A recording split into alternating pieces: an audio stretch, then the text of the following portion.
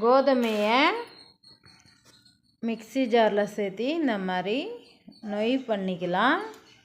நொய் பண்ணிட்டு இன்றைக்கி இதில் உப்புமா செய்ய போகிறோம். நம்ம இந்த ஜலிச்சிடணும். ஜலிச்சுட்டு இந்த நொய்யை மட்டும் எடுத்துக்கலாம். அடியில் இருக்கிற மாவு நம்ம ரொட்டி தட்டுறதுக்கோ களி செய்கிறதுக்கோ யூஸ் பண்ணலாம். வேஸ்ட் பண்ணக்கூடாது. நமக்கு வீட்லேயே ரவை ரெடி ஆயிடுச்சு. Hi friends, good morning. இன்றைக்கி 14வது நாள். நம்ம கோதுமையை மிக்சியில் நல்லா ரவை மாதிரி உடைச்சி மாவை ஜலிச்சு தனியாக எடுத்துடலாம். எடுத்துட்டு அந்த ரவையை வறுத்துக்கலாம். நல்லா வறுத்து எடுத்துக்கலாம் ஃப்ரெண்ட்ஸ்.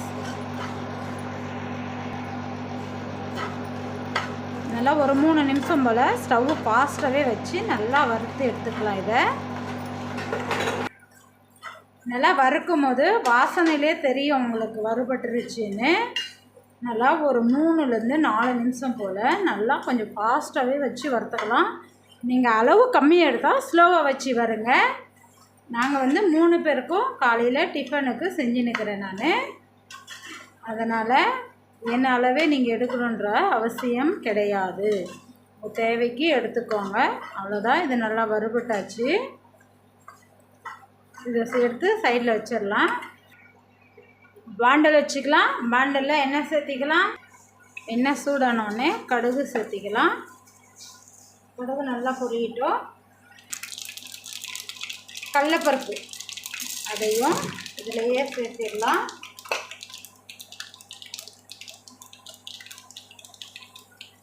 காரத்துக்கு பச்சை மிளகாய்,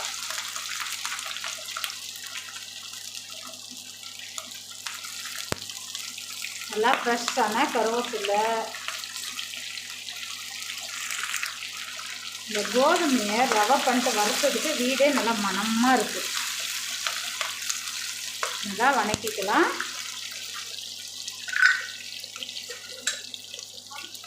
இதிலேயே நம்ம கொஞ்சமாக இஞ்சி பூண்டு பேஸ்ட்டு சேர்த்துக்கலாம் ஃப்ரெண்ட்ஸ்.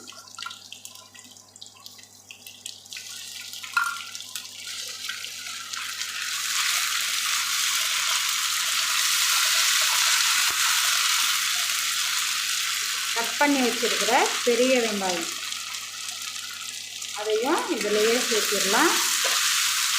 வெங்காயம் நல்லா வணங்கட்டும். வெங்காயம் வணங்கிடுச்சு. தக்காளி ஒரே ஒரு தக்காளி எடுத்துருக்குறேன். அதையும் இதிலையே சேர்த்துட்டு நல்லா வணக்கிக்கலாம். சுகர் பேஷண்ட்டுங்களுக்குலாம் காலையில் டிஃபன் இந்த மாதிரி செஞ்சுட்டாங்க. ரொம்ப ஹெல்த்தியானது.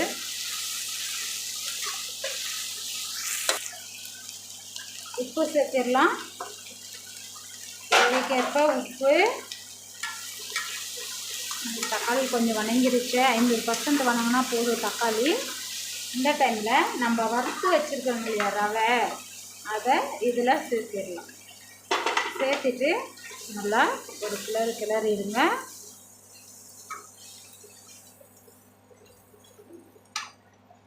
கிளறிட்டு 1 கப் அளவுக்கு 3 கப் தண்ணி சேர்த்துக்கலாம்.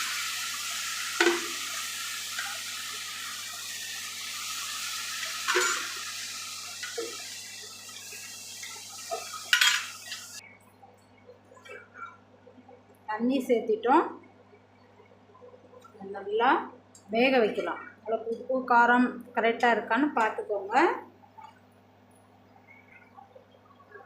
இன்றைக்கி எங்கள் வீட்டில் சண்டே மார்னிங் டிஃபன் கோதுமை ரவா உப்புமா. ஹெல்த்தியான உணவு.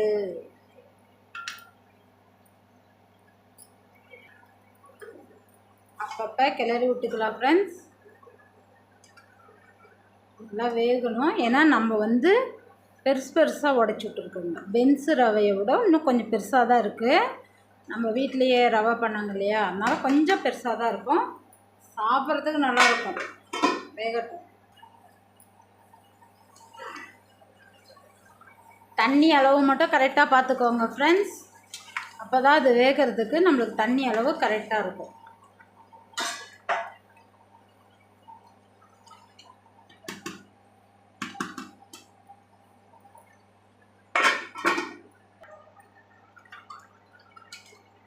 நல்லா தண்ணியை குடிக்குது பாருங்கள். கொதிக்கும் போது பத்திரம்.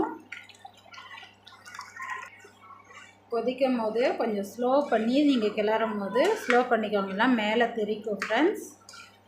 இதை நல்லா மூடி விட்டு வேக வைக்கலாம். சாரி,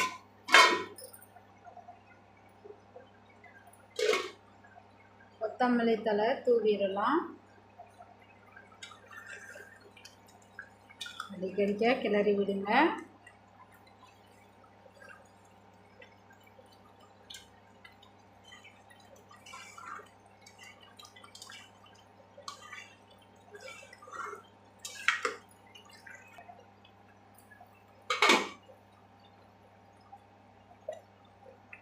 எண்ணெய் சேர்த்திக்கலாம். சேர்த்துட்டு ஒரு கிளறிடலாம். உங்களுடைய கோதுமை ரவை உப்புமா ரெடி ஆயிடுச்சு. பென்ஸ் ரவை உப்புமா. பென்ஸ் ரவை நம்மளே ரெடி பண்ணிட்டோம். இதை மூடி போட்டு ஒரு 5 நிமிஷம் விட்டுடலாம்.